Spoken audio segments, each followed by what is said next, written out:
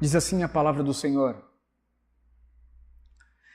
como é feliz aquele que não segue o conselho dos ímpios, e não imita a conduta dos pecadores, e nem se assenta na roda dos zombadores. Ao contrário, a sua satisfação está na lei do Senhor, e nessa lei ele medita dia e noite. Ele é como árvore plantada à beira de águas correntes. Ele dá fruto no tempo certo e as suas folhas não murcham. Tudo o que ele faz prospera. Não é o caso dos ímpios. Os ímpios são como palha que o vento leva. Por isso, os ímpios não resistirão no julgamento, nem os pecadores na comunidade dos justos. Pois o Senhor aprova o caminho dos justos, mas o caminho dos ímpios leva à destruição. Vamos ao Senhor em oração? Pai, mais uma vez nós queremos orar e nós queremos falar contigo, rogando que o Senhor venha, por favor, falar conosco através da Tua palavra. Nós estamos com este livro, Senhor, bendito, com este livro sagrado, com a Tua palavra aberta, Senhor, diante de nós. Pai, por favor, nós rogamos que o Senhor venha gerar um quebrantamento, um temor no nosso coração. Sabemos que o Senhor pode fazer isso à medida que essas verdades, Senhor, saltam dessas páginas ao nosso coração. Por favor, venha fazer isso para a glória do Teu nome. Venha nos encher com Teu Espírito. Venha nos encher, Pai, com Teu Espírito. Ilumina a pessoa de Cristo, do Cristo bendito, do Filho bendito, nessa noite, Senhor. Possamos responder com fé a tudo o que Cristo fez na cruz do Calvário.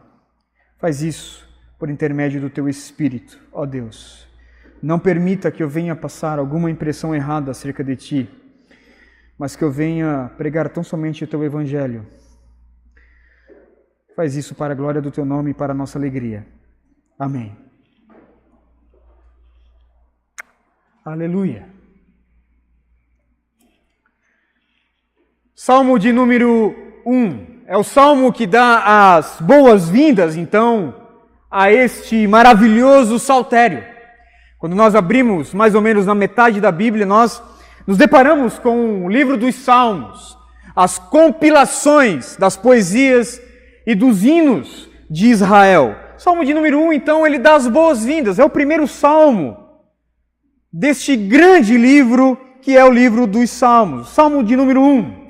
Ele abre as portas para que possamos, então, contemplar os efeitos da graça.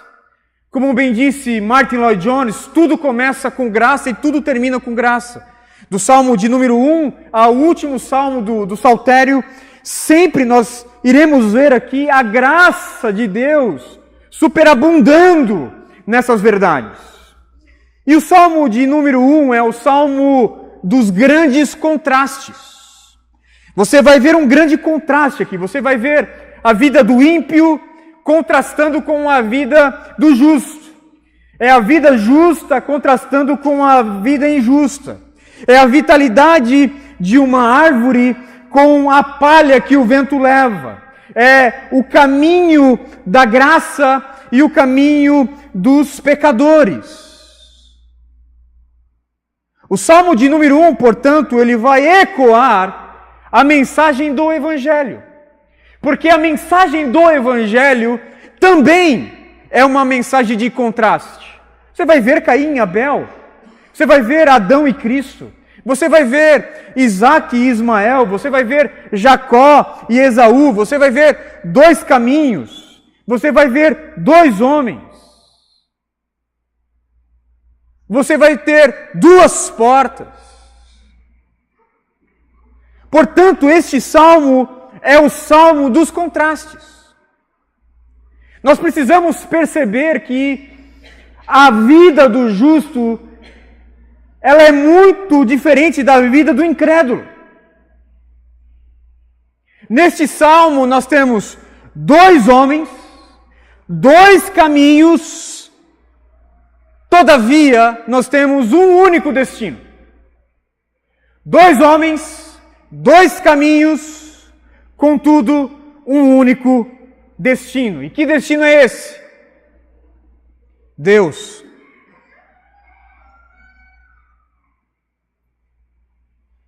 O destino final de todos os homens se chama Deus.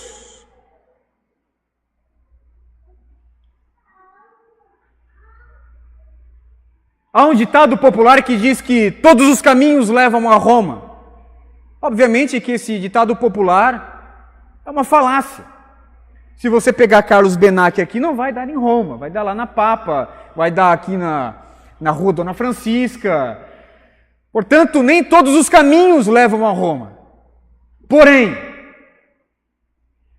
todos os caminhos que você tomar na sua vida, você vai se deparar com o trono do juízo de Deus.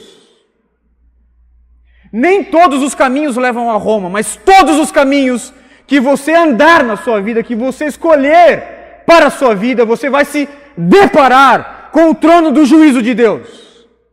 A pergunta não é se nós vamos chegar lá, porque nós vamos. Todos nós vamos estar diante do trono de Deus. A pergunta que eu faço é: de que maneira, de que forma nós vamos chegar diante do trono do juízo de Deus? Haja vista que o destino final é Deus. Salmo de número 1, ele vai dar 2 formas. As 2 únicas formas. Primeira forma, do verso 1 ao verso de número 3. Você pode chegar diante de Deus como um homem bem-aventurado.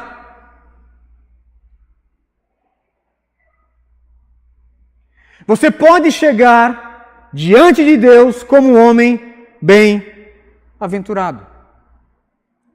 Salmo de número 1, ele começa retratando o homem que ele não é vencido pela condescendência. Ele não tolera o intolerável, ele não cede às tentadoras propostas do mundo e do pecado. É um homem que não se enverga diante das propostas do mundo. Verso de número 1 ao verso de número 3.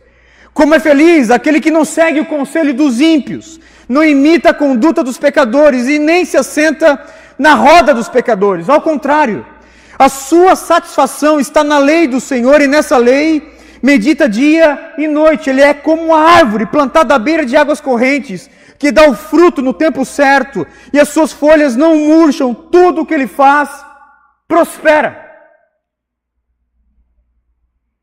Nós não temos o nome deste homem aqui. Nós não sabemos quem ele é. Nós sabemos as suas qualificações. Este homem é chamado de bem-aventurado. Muito feliz.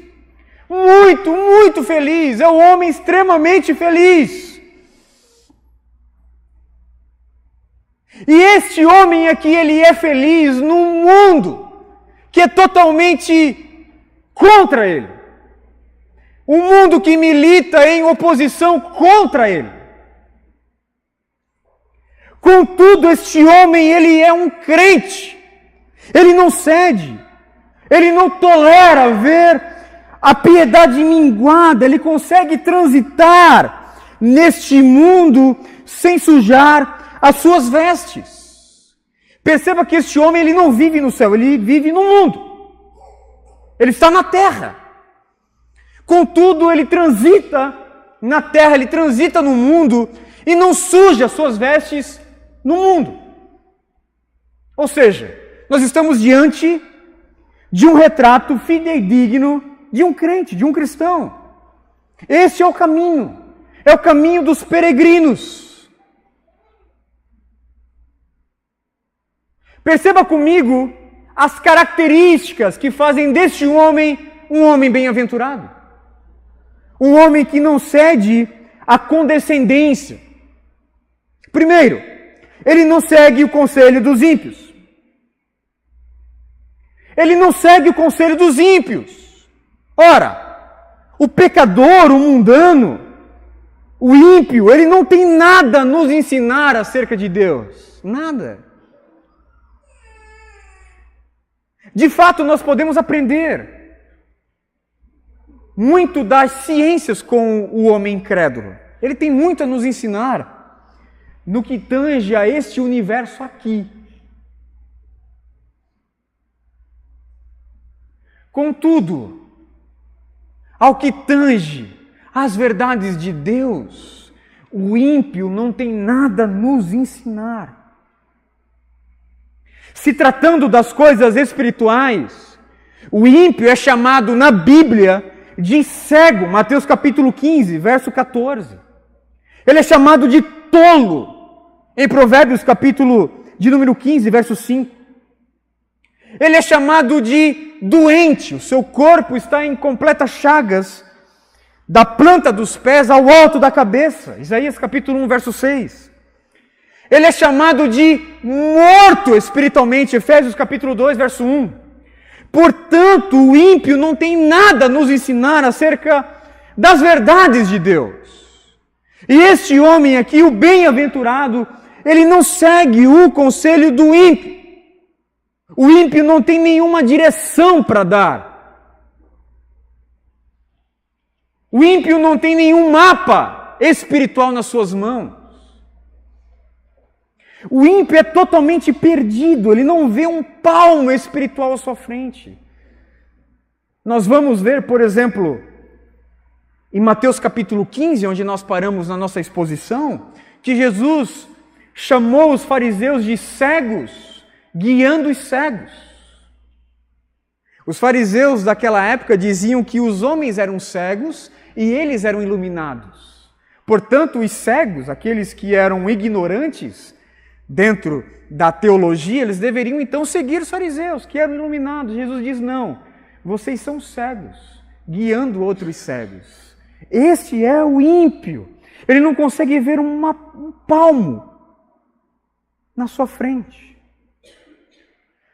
A segunda característica, ele não se detém na conduta dos pecadores. Talvez na sua versão ele não imita a conduta dos pecadores. Eu gosto muito da versão Almeida Revista Atualizada, que vai dizer, ele não se detém. Ele não se detém. Ele não se faz parar. Ele não imita, ele não para no meio dos pecadores, ele não se detém no meio deles.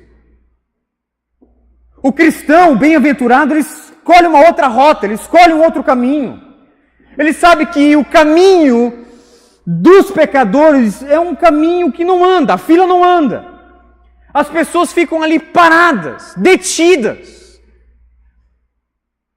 Você lembra antigamente na casa da minha avó, eu lembro que a minha avó tinha muito daquelas fitas que catava mosca. Tinha o pratinho, né? O pratinho ali com um docinho rosa. A mosca parava ali e não voava mais. Mas tinha umas fitas, meus irmãos. Umas fitas assim que eram penduradas e a mosca parava ali e ela não saía mais. Aí no final da tarde, assim, você pegava aquela fita, tinha umas 10 ali penduradas. Os anos 90 eram anos assim de muita mosca, sei lá. Eu não vejo muitas agora, mas... Enfim... Atrás da minha casa tinha uma estrebaria com boi, e do lado tinha o meu tio com galinha, talvez seja isso. Mas o caminho dos ímpios é assim. É um caminho tal como uma fita de moscas. É uma rodovia perigosa. E aí o bem-aventurado, ele não se detém nesse caminho. Ele escolhe um outro caminho, ele escolhe uma outra rota, ele escolhe uma outra direção. A terceira característica, ele não se assenta na roda dos zombadores, que a palavra em hebraico, mossab, que quer dizer habitação.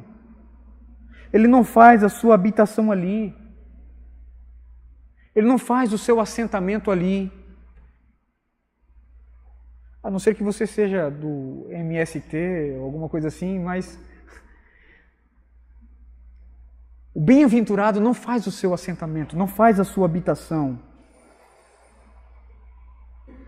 O bem-aventurado, ele não se assenta e ele não faz a sua morada no meio de uma roda de zombadores.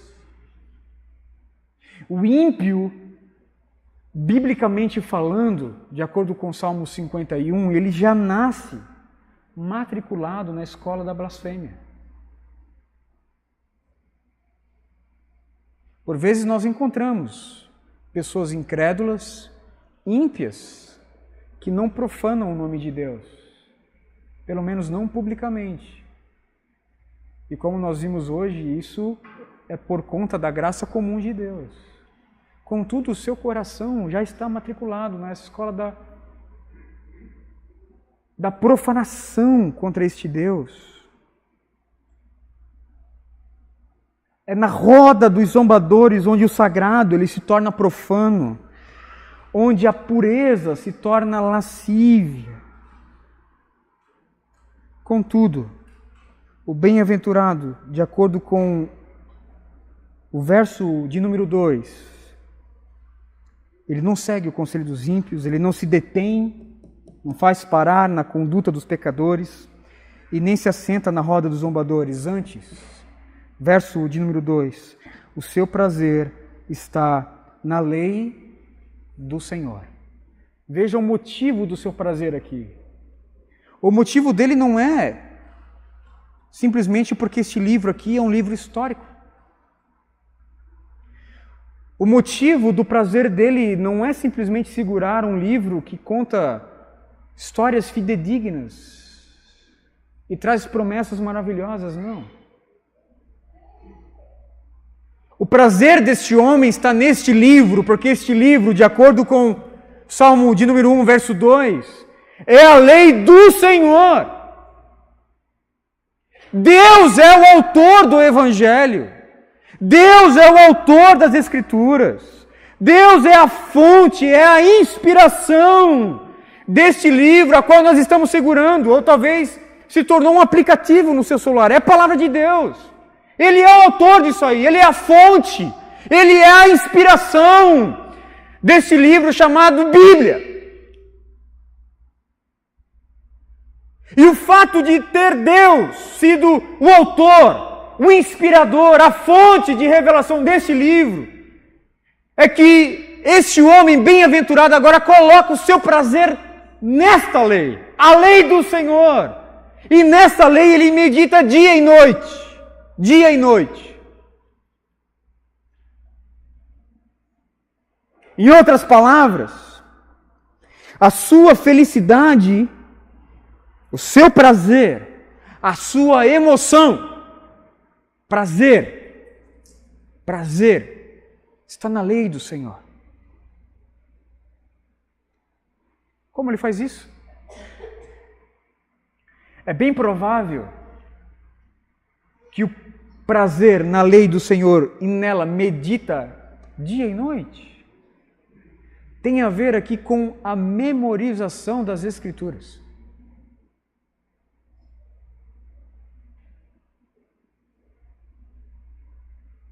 Como você pode meditar nas Escrituras?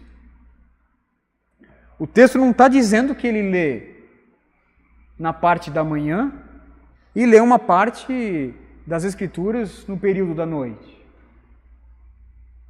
Deus está dizendo que o seu prazer está na lei do Senhor e nessa lei ele medita dia e noite. Como ele pode?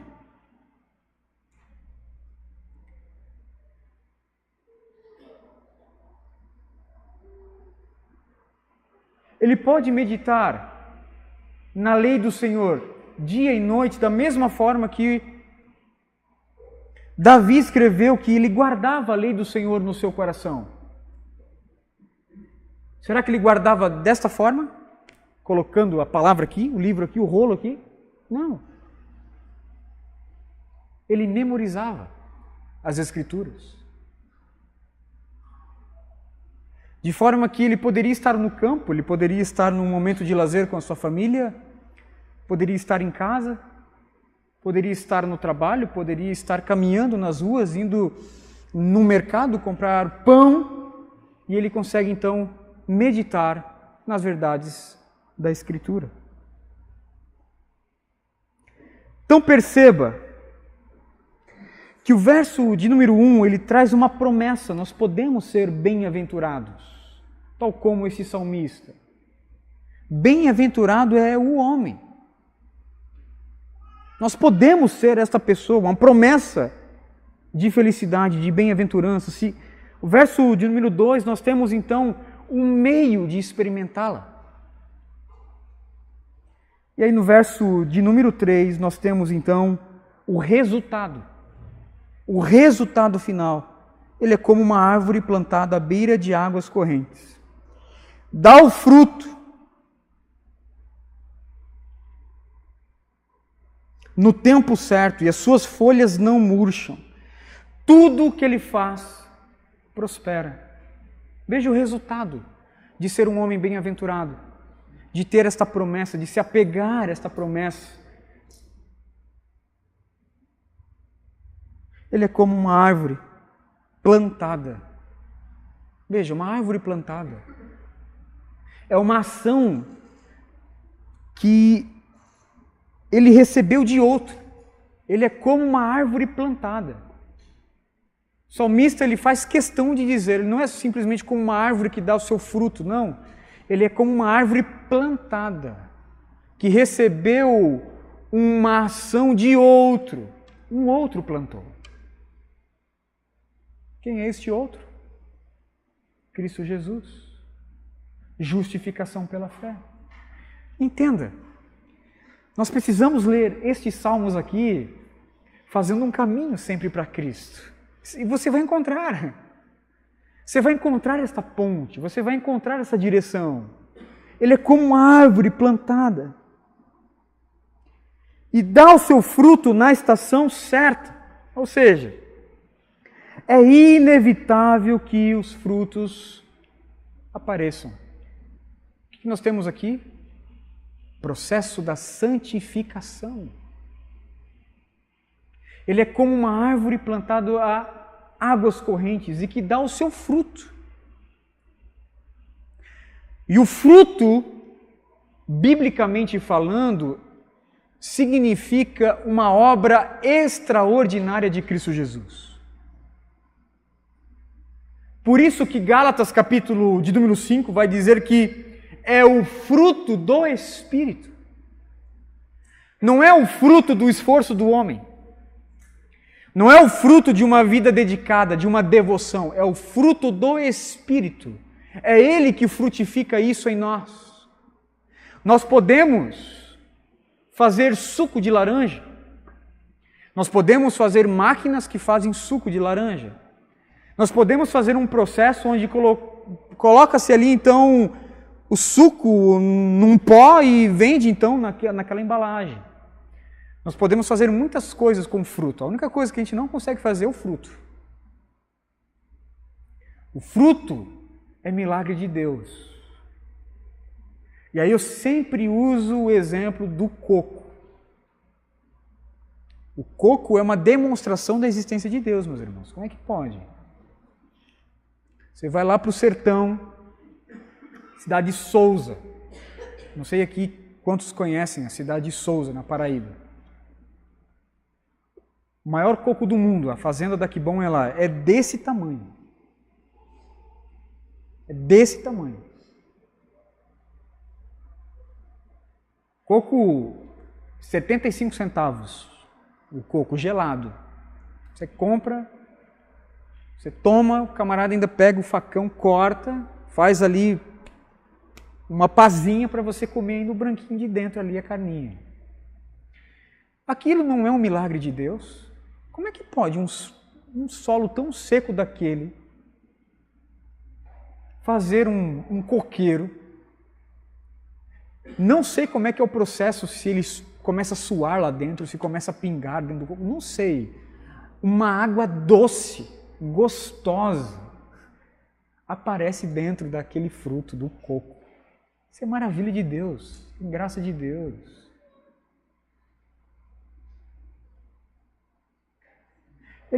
Esse homem, então, ele é como uma árvore plantada, que dá o fruto na estação certa. As folhas não murcham, não passam por ciclos. Não há uma estação seca. E aqui não estou dizendo que o crente sempre está por cima. Sempre está com a sua fé revigorante, sempre está com a sua fé fortalecida, não.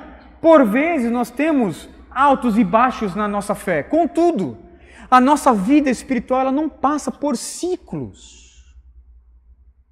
Nós não temos tempo de escassez. De modo que, ao dobrar os nossos joelhos e orar, o Senhor nos responde, o Senhor vem, o Senhor nos consola, o Senhor está presente. Tudo que Ele faz prospera. Que coisa linda! E aqui o bem-aventurado ele não encontrou uma pedra filosofal, onde ele bate e as coisas começam a virar ouro. Não. A ideia aqui é que esse bem-aventurado ele é próspero porque ele tem contentamento. Ele é contente com aquilo que ele tem. Ele é feliz com ter a provisão do Senhor dia após dia. De ter aquilo, Senhor, o que eu tenho hoje, amém. O Senhor prometeu cuidar de mim. O Senhor prometeu ser todo o suficiente para mim. Portanto, o que eu não tenho hoje, eu não preciso hoje. Uma pessoa contente, uma pessoa em contentamento. Portanto, perceba aqui o retrato do cristão. Somos nós aqui. Essa é a nossa vida. Nós somos chamados exatamente para isso.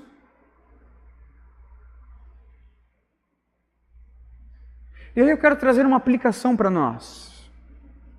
Muito breve. Primeiro, não esqueça que você é um forasteiro, que você é um peregrino, que você é um viajante, a sua pátria não é essa aqui. Você não pode se deter, você não pode se encantar com este mundo, com as alegrias que este mundo propõe. Você não pode tomar essas rotas aqui. Você não pode seguir o conselho dos ímpios, eles não têm nada a nos ensinar. Você não pode se deter, imitar a conduta dos pecadores, você não pode se assentar no meio deles. A nossa pátria não é esta aqui. Todos nós passamos por N problemas. Cada um aqui passa por um tipo de problema. Desde as nossas crianças. A gente pensa que elas não passam pelos seus problemas, elas têm problemas também. Elas não sabem o que é pagar um boleto. Mas elas têm os seus problemas. Talvez na escola, com os amigos, com os pais, dentro do seio da família, com os irmãos. Todo esse sofrimento, seja ele pequeno ou grande, ele precisa nos lembrar que a nossa pátria não é aqui. Toda vez que sofremos, toda vez que nos angustiamos, precisamos lembrar, essa dor, este sofrimento é somente por agora. É nesta vida. Ela dura o quê? 70, 80 anos? Alguns chegam a 90, um pouco mais? Estarei na eternidade com meu Pai, em outro lugar. Joni Eareckson Tada. Você já ouviu falar? Joni Eareckson Tada. Uma mulher que foi atleta nos anos 80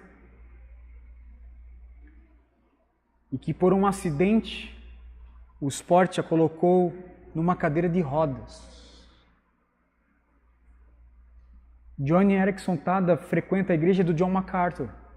Ela tem um testemunho incrível.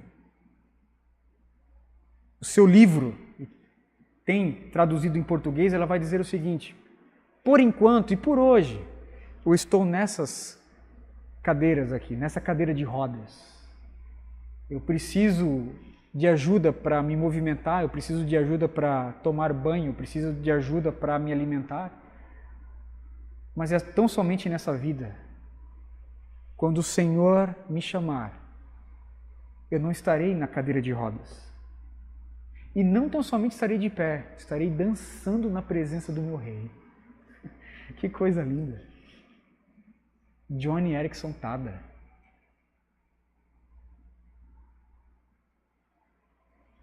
Eu sigo ela no Facebook. Uma mulher de Deus, uma mulher de Deus. Essa semana ela escreveu que ela está com câncer. Uma senhora com câncer. E ela terminou dizendo o seguinte: eu me alegro na soberania de Deus. Eu me alegro. Deus é soberano. Deus controla todas as coisas.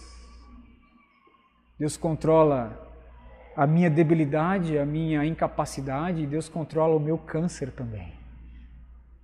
E pelo fato de eu saber que Deus controla todas essas coisas, é que eu me alegro de Deus ter permitido com que este câncer venha me fustigar.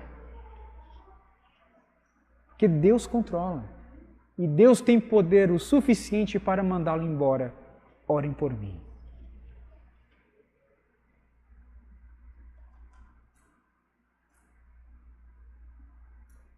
Nós somos forasteiros. Nós somos peregrinos. A nossa pátria não é esta aqui. Nós fomos chamados para sermos bem-aventurados. Uma pessoa tal como uma árvore plantada junto a ribeiros de águas, que dá o seu fruto na estação certa, e as folhas não murcham, e tudo o que faz prospera. Portanto, você pode chegar diante de Deus como um bem-aventurado. Ou você pode, a partir do verso 4, ao verso de número 6, você pode chegar diante de Deus como um ímpio. Você pode chegar lá como um ímpio. Verso de número 4, veja o contraste do Salmo. O ímpio versus o bem-aventurado. Eles são diferentes. Eles são completamente diferentes. E a pergunta que nós precisamos fazer ao Salmo é: de que forma? Como eles são diferentes? Veja que o ímpio, ele é como a palha. Ele é como a palha. A palha que é levado pelo vento. E aí a ilustração aqui é de um homem que está debulhando o trigo. Pega ali aquilo que ele debulhou, coloca numa espécie de um peneirão bem grande. E começa então a jogar aquilo para cima. De modo que o vento, uma pequena corrente de vento, consegue então separar a palha do trigo. Começa então a separar, a palha cai ao chão. E a ideia aqui então é que a palha não tem força, não tem peso, não tem consistência. Não é o caso dos ímpios. Os ímpios são como a palha que o vento leva. Ou seja, não há peso nas suas argumentações. Quando ele chegar diante de Deus, ele não vai ter argumentações. Ele não vai ter peso, ele não vai ter consistência. Ele não vai ter advogado, ele não vai ter nada, ele vai ser uma palha. E aí Lucas, capítulo de número 3, vai nos dizer o que é feito com esse tipo de palha. É simplesmente ajuntado e colocado ao fogo. Serve para combustível de chamas.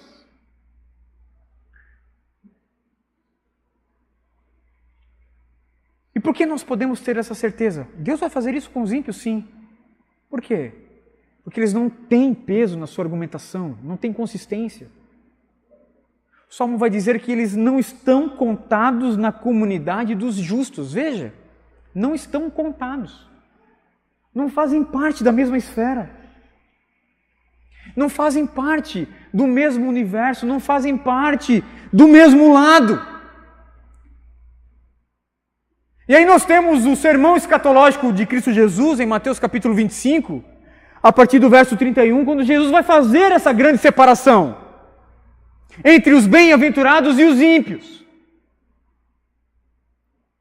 Olhando para o último dia, Jesus disse: quando o Filho do Homem vier em sua glória, com todos os seus anjos, assentar-se-á em seu trono celestial, todas as nações serão reunidas diante dele, e ele separará uma das outras, como o Senhor separa as ovelhas dos bodes, e colocará as ovelhas à sua direita e os bodes à sua esquerda. Então dirá aos que estiverem à sua esquerda: malditos, os bodes, malditos, apartem-se de mim para o fogo eterno, preparado para o diabo e para os seus anjos. O fogo do inferno é juízo para o ímpio, mas ele vai lá por escolha própria. Porque o fogo eterno foi preparado para o diabo e para os seus anjos. O ímpio, ele vai porque ele deseja ir. De forma voluntária, ele peca contra o Senhor. Ele deseja ser palha, ele deseja ser este ímpio, ele deseja ser esse zombador. Ele deseja ser este que se assenta na roda da lascívia, na roda da profanação.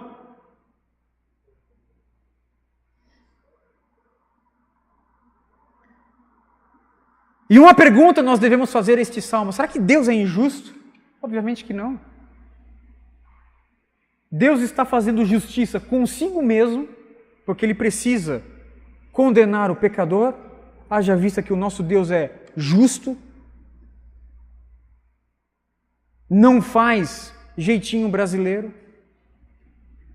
Ele não varre a sujeira para debaixo do tapete, não lida com aparências, não, Ele vai condenar o ímpio, porque Ele é justo e Ele é bom. Como bem disse John Piper, o grande problema do homem é que Deus é bom. Porque se Ele fosse mau, se Ele tivesse uma manchinha sequer no seu caráter, possivelmente Ele poderia livrar um ímpio do inferno. Mas Ele é bom, Ele é justo, Ele precisa fazer justiça consigo mesmo. Deus precisa fazer justiça até mesmo com os próprios ímpios. Porque eles quiseram ir para lá. Eles desejaram entrar nesse lugar preparado para o diabo, para os seus anjos.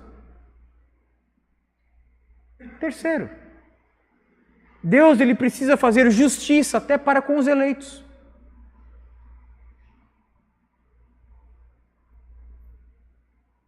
A igreja sofre por crer em Cristo. A igreja sofre por ser fiel a Cristo Jesus. Deus, ele precisa fazer justiça a igrejas que escolheu o sofrimento e não o caminho do ímpio. Você entende? Deus não pode simplesmente livrar o ímpio, pois a sua igreja, homens que escolheram, depositaram fé em Cristo Jesus, sofrem, por vezes até a morte. Muitas vezes até a morte. Agora, tem cristãos morrendo. Deus faz justiça a estes homens toda vez que Ele condena um ímpio ao fogo do inferno. Porque estes homens escolheram o caminho estreito, a porta estreita, à medida que os ímpios, escolheram o caminho largo e a porta larga.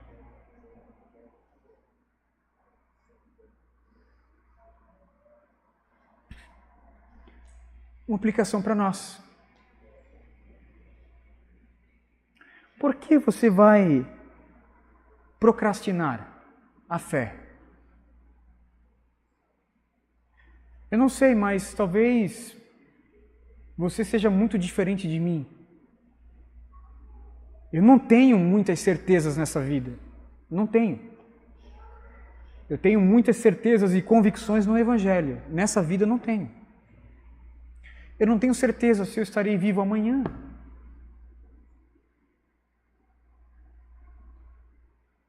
Se você é como eu,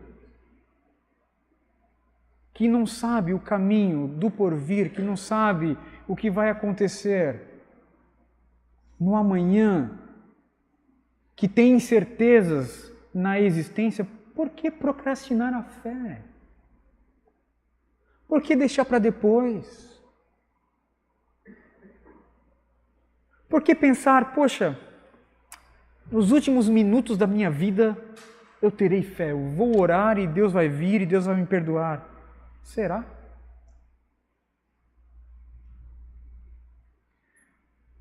Com certeza, muitas pessoas conseguem fazer uma oração destas, sinceramente, de forma muito singela. Contudo, muitas pessoas chegam ao final da vida, fazem uma oração como esta, simplesmente temendo a dor da morte. Elas não depositaram fé em Cristo. Elas não estão arrependidas, elas estão com profundo remorso, que sabem que vão morrer e têm medo.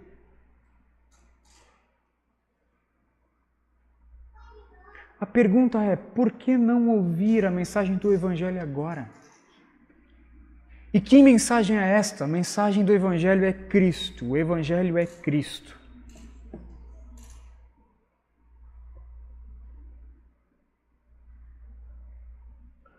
Algumas semanas atrás, eu preguei o Evangelho para um jovem. Ele olhou para mim e disse, eu não quero. Eu não quero.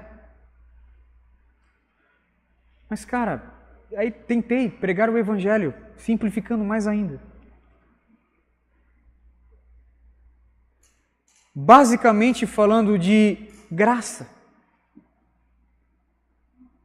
E claro, não há como falar de graça sem falar de juízo, não há como falar de perdão sem falar de lei.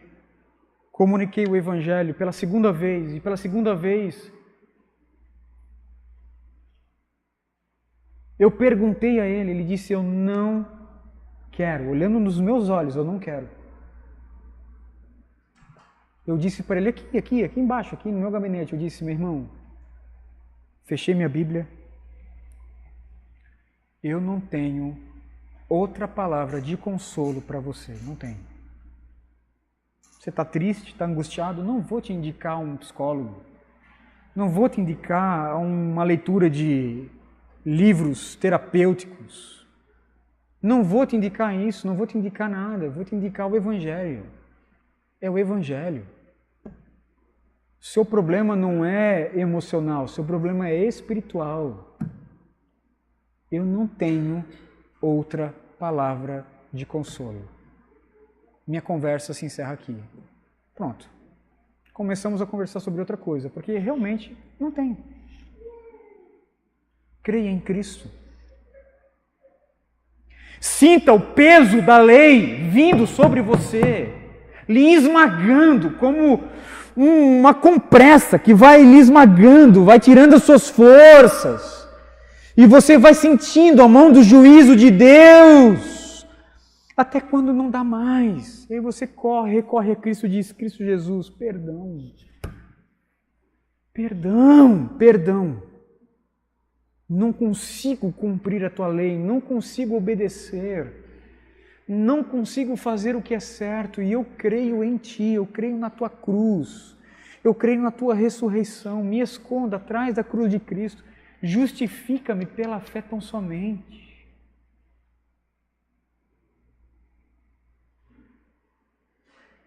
Nem todos os caminhos levam a Roma, mas todos os caminhos levam ao trono do juízo de Deus. Portanto, em nome do Senhor Jesus,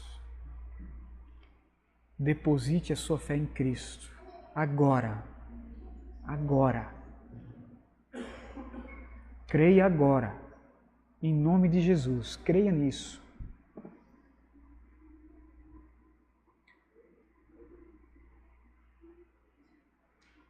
Deus, Ele não conhece um homem a qual Ele não possa salvar. Deus pode salvar o mais vil pecador. Creia tão somente.